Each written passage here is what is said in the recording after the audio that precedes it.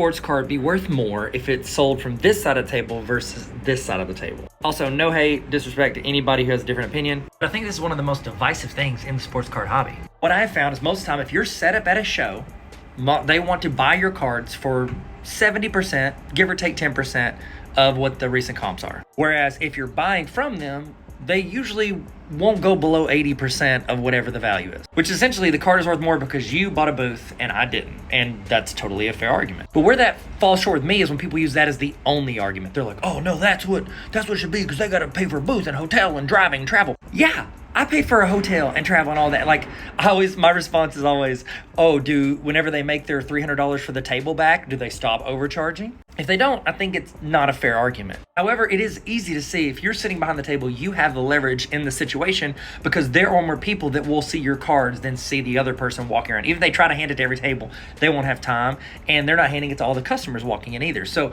there are more eyes on it, so they have a better chance of selling their cards at that show. So they have more leverage because other people could buy it. Personally, I think it all depends on the card and the liquidity of the card and what you're willing to sell it for based on like what you're going to lose or what you have in it. So for instance, Downtowns, Kabooms, Tom Brady rookies, Michael Jordan rookies, like those sell really well. They're very popular cards. They should be a lot closer to valid comps for either side of the table, IMO. Where I think a person on either side should get the better deal is when they're buying a bulk or larger chunk of cards. If I'm a customer and I walk up to your table and I want to buy 20 or 30 cards or a whole box, I should get a huge discount because I'm buying your time back to you. You don't have to list them. You don't have to ship them. You don't have to carry them. You don't have to try to sell them. Maybe they do, maybe they don't. You're essentially buying their time. And I think that should go for either side of the table. Now, for those high liquidity cards, if you're only buying one or two, I think those percentages should be a lot closer, personally. Because either one of you could toss one card on eBay in